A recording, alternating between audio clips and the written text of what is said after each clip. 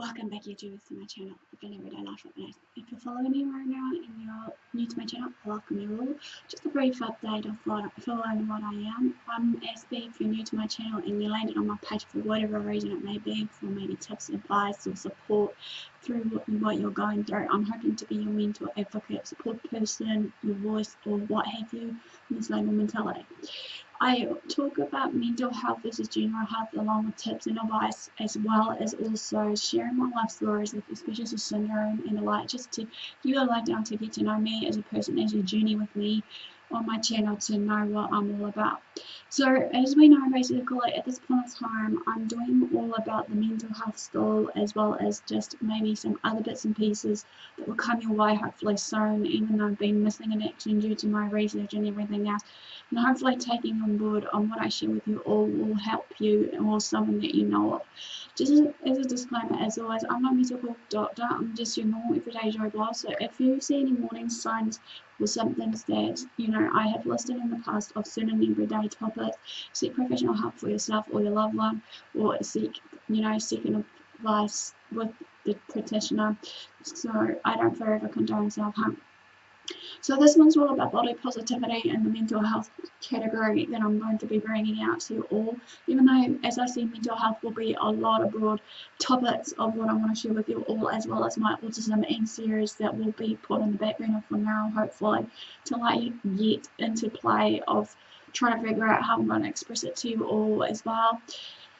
So this one's all about handling all the negative emotions, even though we know in this day and age that there are many negative emotions, and we tend to need to first and foremost need to ask ourselves what is a negative emotion, and before we can help ourselves in creating that better environment, as well as creating a better us. I will be bringing out how to handle these negative emotions more in depth later on, hopefully for you all. But for now, let's just focus on how to handle the negative emotions, and before with the step-by-step guideline that I'm going to share with you all in this video that will come into play, will be of value and use to you or someone you know. We know there is no such thing as a negative emotional thought, as it is due to how we view it or label it in our very day and age.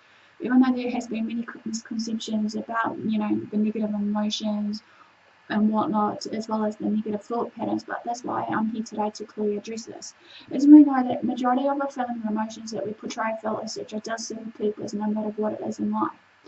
The negative emotions can be described as any mutual feeling that causes us to be miserable and sad.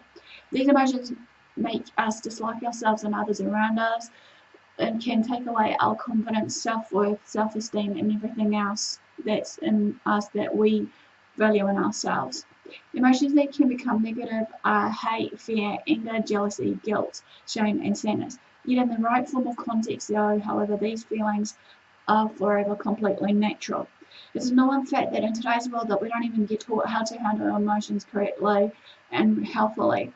So I thought today, while I'm here, to actually address to you all how to deal with these negative emotions. But again, as I said, I will hope to share with these separate videos on these contexts of anger, guilt, and the like. And hopefully it will be a step-by-step guide, like many of my videos has been in the past and present. Some examples of the emotions that are being talked about are anger, knowing when your boundaries are crossed from someone that shouldn't have or may have not said something to you that has triggered you, or some form of event that you've been through in your life that it shouldn't have also involved someone that may have said something that tipped you off. The purpose of anger, however, is to protect your morals, values, and standards that you may have been brought up with and that has been instilled in you. However, if you didn't have this form of emotion, you wouldn't know when or how someone may have disrespected you or disregarded you in the way of how you think, act, feel. Another form of emotion is without sadness, you wouldn't have any empathy, compassion, and understanding into what is happening with you or others around you that are going through something that is strong and personal in their lives. You will definitely find it an everyday struggle to at least socialize with that person, as well as to show that concern to others what they're going through. Maybe a classic example, a friend of yours has lost a family friend or just a family member in general to an illness. Jealousy can be a real strong and negative emotion that is a derivative to something that I have mentioned earlier for these examples of maybe a fear of losing a loved one. Jealousy is also a strong surface emotion, however, that can come to us in any way form that sometimes hides away in these emotions that we go through to what I've just shared. You need to question yourself about some of these negative emotions while it's going through this in your mindset. Is it anger, fear, guilt, shame, sadness? Negative emotions can be difficult and even painful at times for us to, just deal with it. Sometimes this is completely true. When we feel a negative emotion very too often and too strongly, then we tend to dwell on it for too long on these negative emotions, and we tend to be stuck in a rut, not knowing what we can do about it. Negative emotions are impossible to avoid though, however, every once in a while, everyone will feel them from time to time of these emotions. They may be difficult, but we can learn to handle them. So here are a few steps, or shall we say, 3 steps in general that I want to bring out to you today on how to handle negative emotions. As a gentle reminder for us all, including myself, because I find this is an everyday struggle still to my thing. After all, I'm still human, I make mistakes, and I'll admit that I still struggle with this, but with this as a reminder for myself, I've learned how to handle it properly. Number 1 of the steps is identify the emotion and name the emotion, as the clear example of what I've shared with you all. And then learning to notice and identify your feelings does take practice and patience within ourselves. We shouldn't be hard on ourselves. In addition to focusing on our feelings, we need to check in with our body as well. You may feel body sensations with the certain emotions that arises. Perhaps your face gets hot, for example, or your muscles do tend to tense up. The first step is to handle the emotion by recognizing it. Your own unique ability to express the emotions, but this step isn't about expressing it to anyone, it's just about self-recognition. Naming that emotion in our head. Am I angry? Am I sad? Am I happy? Be a dispassionate observer, looking at yourself from the outside the situation and making an assessment on ourselves. So number 1, be aware of how you feel. When you have a negative emotion such as anger, try to name what you're feeling. A classic example here is to address to you all is, that guy Andy in my study group makes me so fully mad. I get so jealous when I see that guy or girl with my ex. Or another example is, I feel afraid whenever I have to walk past those bullies that has been bullying me for quite some time. Number 2, notice that how the emotion is affecting your behavior or your thinking. Stop to notice how the emotion is affecting your behavior. For example, here, if you're angry, you might be talking loudly, quickly, or using some form of profanity, swearing, you name it. You may stand with your arms or legs crossed. Watch your body language, however. If you're feeling sad, you may be listening to sad music, crying, or lying in your bed. It's the same with the positive emotions. If you're feeling excited, you may be singing or dancing, talking loudly, or even smiling. Recognizing how your emotion is affecting your behavior is really super important. Number 3, tell yourself the emotion won't last forever. As we know, emotions don't typically stick around forever. Of course, if you're experiencing it in an extended long period of time, here's say example of sadness, you may want to talk to a professional. That's why it can feel like we are on an emotional roller coaster sometimes. We're good, we're bad, we're good again, we're bad again. If you're feeling something negative, make sure to keep in mind that it won't last forever. Just like physical pain that we may feel. Eventually, a broken bone will heal, and the same goes for our emotions. Time is a healer. Maybe you're feeling unsettled today, tomorrow you're likely to feel different. Unfortunately, this step is also true for the positive emotions. You don't need to remind yourself of that every day, but it's probably helpful to keep that back in your mind though, however. Number 4, figure out what is causing the emotion or triggering that form of emotion that you're feeling in that given present. Once you've recognized and named that emotion that I clearly addressed in number 1, notice how it's affecting your behavior and tell yourself it won't last forever. The next step is to determine where that emotion has come from. Don't forever blame yourself or anyone for that emotion. Just try to identify its main root or cause. Maybe you got a nasty email from your ex-boyfriend. Maybe your supervisor says something snarky about your work ethics or how you're working in general. Maybe it's something more subtle like spilling coffee on your new coat, or maybe it's something huge like the death of a friend or family member. Whatever it is or maybe, try to identify it and diffuse it. If it is more than one thing, that's forever okay. Find all the potential causes of that emotion. Number 5, don't hide how you feel from yourself. You might not want to broadcast how your feelings to others around you, like your ex, for example, or that guy in your study group of Andy who is making you so fully mad. But don't forever suppress your feelings entirely. Simply naming the feeling is a lot better than pretending not to have it at all, or exploding without thinking of the effects of it all later. Know why you feel the way you do. Figure out what happened that you feel got you feeling in this way. For example, whenever we do group projects, Neil finds a way to take all of the credit from other people's work that has been done. Or another one is our teacher thinks Robert's the star of the team, even though he never has his own ideas and helping us with the work project. Number 3, when I see my ex flirting with other people, it reminds me that I still have feelings for him or her.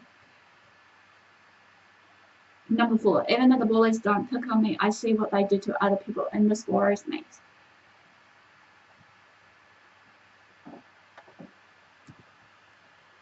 Number 6, don't forever play the blame game.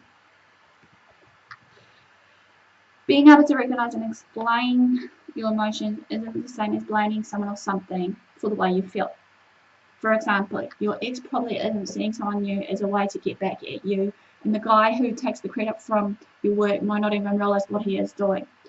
How you feel when these things happen comes from inside of you. Your feelings are there for a reason, to help serve that purpose, to help you make sense of what is really going on. Number 7, accept all your emotions as natural and understandable. Don't judge yourself for the emotions you may feel. It's normal to feel them now and again. Acknowledging how you feel can help you to move on and hopefully won't be hard on yourself. Step number 2 is taking action. Once you've processed what you're feeling, you can decide if you need to express your emotion. Sometimes it's enough just to realize how you feel, but other times you will want to do something that is make you feel better. Step number 1 and step 2 is think about the best way to express your emotion. Is it time for you needing to gently confront someone else? Talk over what you're feeling with a friend, or work off the feeling by going for a run or exercise somehow. For example, I won't solve anything to show my anger to Andy. It may even make him feel more superior. However, my feelings are telling me that I need to avoid getting into another situation where he takes control over this project that we're working together. Number 2, I'll hold my head up high around my ex and I'll put on some sad songs and have a good cry in my room to help release my feelings and then eventually let go of these feelings. Number 3, my fear of being around those bullies is a sign that they have gone too far. Perhaps I should talk about what's going on with a school counselor or someone who I can trust. Number 2, learn how to change your moods. At a certain point in our life, we find a shift from a negative mood to a positive one. Otherwise, our thinking might get us stuck on how bad things are, and that can drag us down into feeling much worse than we really are. We could try find things that make us happy even if we don't feel like it at the time. For example, we might not be in the mood after our big breakup, but going for a walk or watching a funny movie with friends or family can lift us out of the negative space. Number 3, building positive emotions. Positive feelings can create a sense of happiness and well-being. Making it a habit to notice and focus on what's good in our lives, even the little things like the praises from our parents by giving us for fixing our bookshelves, or how great the salad was we made for the lunch taste testers. Noticing the good things, even if when we're feeling bad, can help shift the emotional balance from negative to positive. Seeking support, number 4.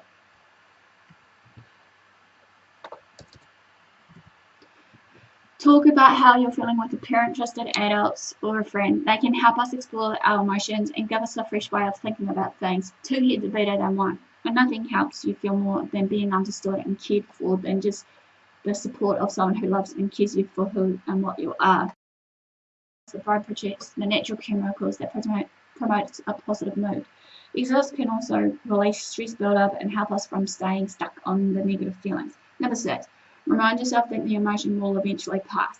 After accepting that form of emotion that clearly was mentioned, remind yourself one more time that it will pass. Don't forever forget this step. In fact, slip this step in between the other steps, as I mentioned many times as you may need. This is a key. If you're feeling unhappy right this second, it doesn't mean that you're going to feel unhappy for the rest of your life.